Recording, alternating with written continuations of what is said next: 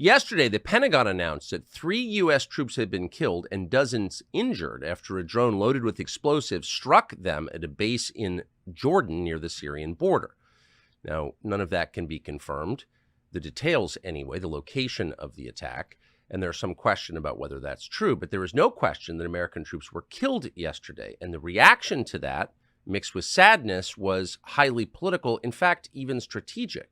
Within moments of this news breaking, Lindsey Graham, the Republican senator from South Carolina, called for blood. Quote, "Hit Iran now. Hit them hard," he tweeted. Nikki Haley, of course, piled on. Here's what she posted to X. Quote, "As a military spouse, my heart breaks for the families who lost loved ones. This shows the barbaric nature of our enemies in Iran, and it shows that they would not be attacking our troops if Joe Biden weren't so weak in his treatment of Iran. We should retaliate with full force, the full force of American strength. It's the only way to prevent further war. If we do not, these attacks will continue." Interesting. All of this came immediately. They were joined by Wes Clark, the former presidential candidate and commander of NATO, and buffoons like John Cornyn, who apparently is a senator from Texas, etc., all saying the same thing. Let's go to war with Iran. They all said this in both sides. Here's Nancy Pelosi on CNN telling you yesterday that anyone who is not for this, who would like, say, a ceasefire between Israel and Hamas, is working for Vladimir Putin. For them to call for a ceasefire is Mr. Putin's message. Mr. Putin's message. Make no mistake, this is directly connected to what he would like to see. Same thing with Ukraine. It's about Putin's message. I think some of these protesters are spontaneous and organic and sincere. Some, I think, are connected to Russia. And I say that having looked at this for a long time now, as you know. You think some of these protests are Russian plants? I don't think they're plants. I think some financing should be investigated. And I want to ask the FBI to investigate that. It's hard for most people to believe that a person in his or her 80s could be evil, but she is evil, and she's speaking lies. What you heard is totally dishonest. But there's a point to the dishonesty, and that is a war with Iran, which people in Washington have been agitating for more than 20 years. So are we going to war with Iran? Are we already in a war with Iran? And if so, what are the consequences? Most Americans have no idea. It's not even something they're thinking about, but they should be.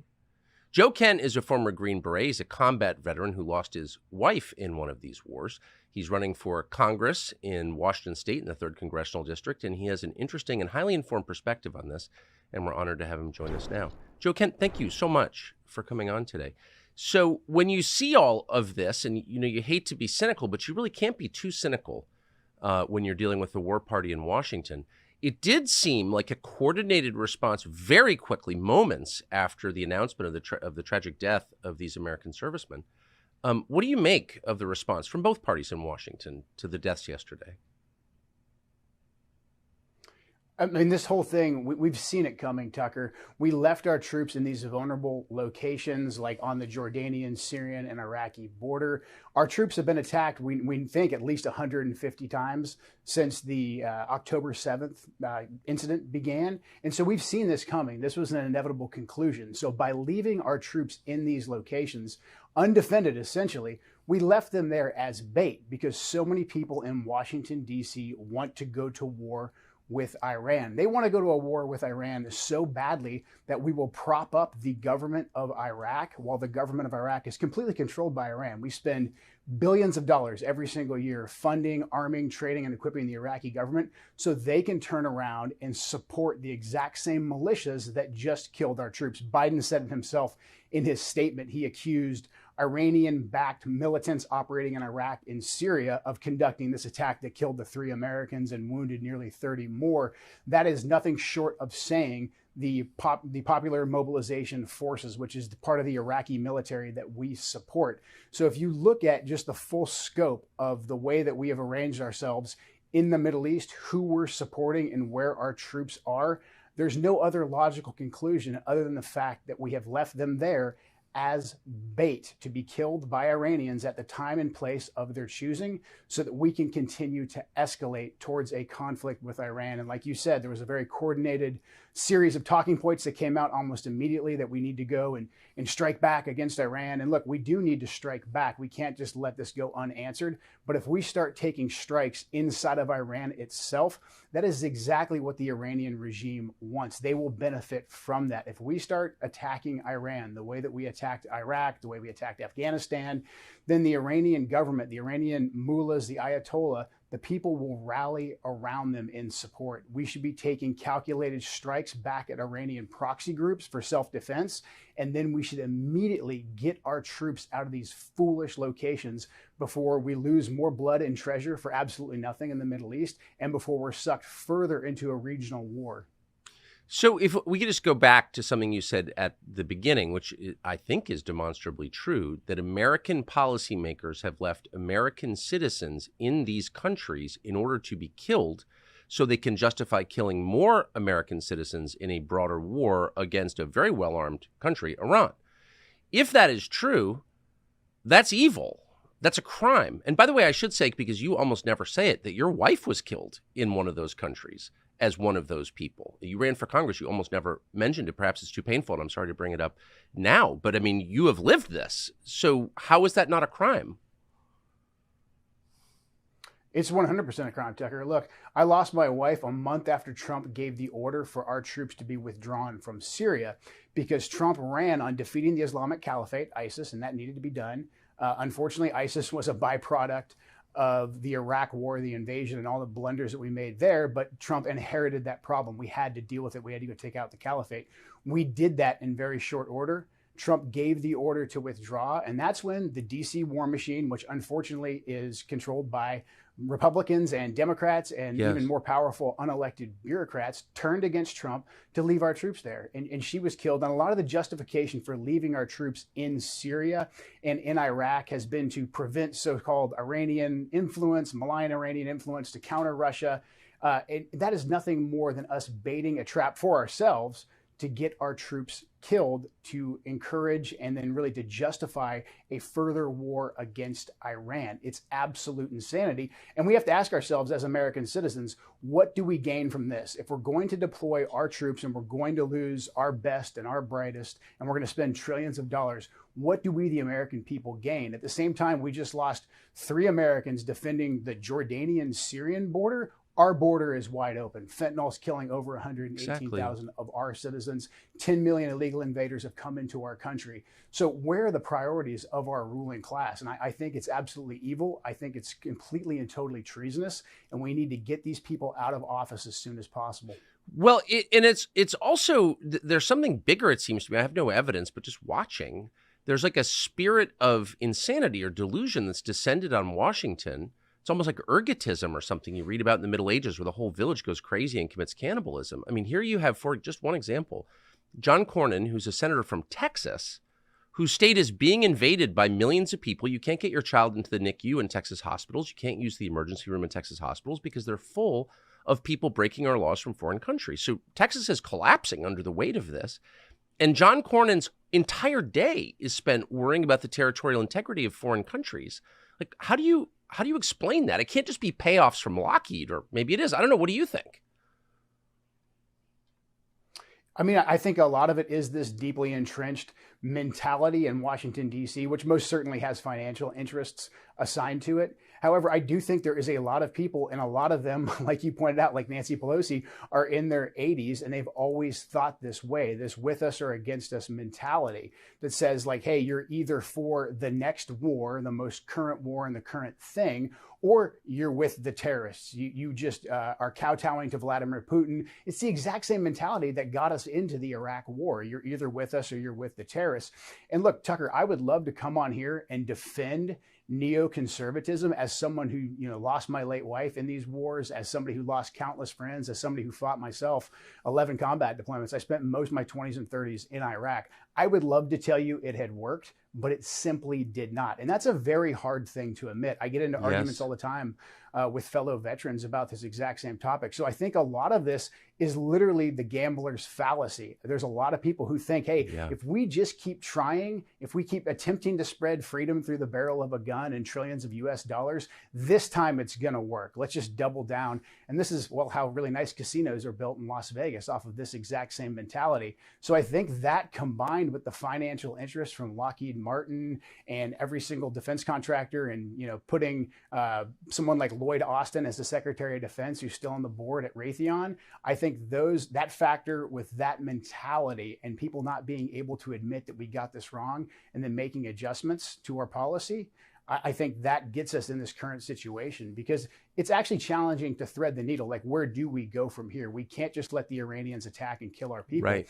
But at the same time, we know if we go to war with Iran, this is going to be a disaster. There's no data that says like, hey, maybe if we just go to a war with Iran this time, it's going to work out great. We've actually got to assess the past mistakes that we made, make adjustments, and then chart a more pragmatic way forward. But at the same time, not lose sight of what's happening in our own country. I don't go anywhere in my district in Washington State without someone telling me a personal story about how the fentanyl crisis has affected them, how the wide open southern border is literally killing members of their family. So we need to prioritize. This whole idea that we can be at war with the entire world is absolutely absurd, while at the same time not prioritizing our own nation. We've got to get our priorities in order. I've always wondered how someone like you must feel, who, as you just said, spent a good part of your life on 11 combat deployments and lost your own wife in these wars, when you're denounced as a tool of Vladimir Putin, or in the last race you ran, neocons subverted your message by claiming you were a CIA operative when you were arguing against the CIA's paramilitary involvement in these countries. I mean, the whole thing was so dishonest. But how does it make you feel? I don't think you need to prove your loyalty to this country. You already have. To be denounced in public as a traitor to your country.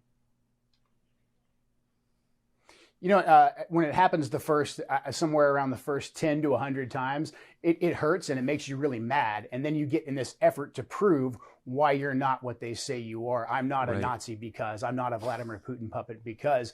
But then you know what? Actually, or somewhere around the 101st time and the 1000th time, you can only laugh at it because it's so preposterous. The people that are arguing that we should forfeit our own territorial integrity for the territorial integrity of, I don't know, Ukraine or the Jordanian border, those are the people that will call us traitors, especially when the vast majority of them arguing for this have never had any skin in the game. As a matter of fact, I think the vast majority of them don't know anyone personally who went over and fought these wars.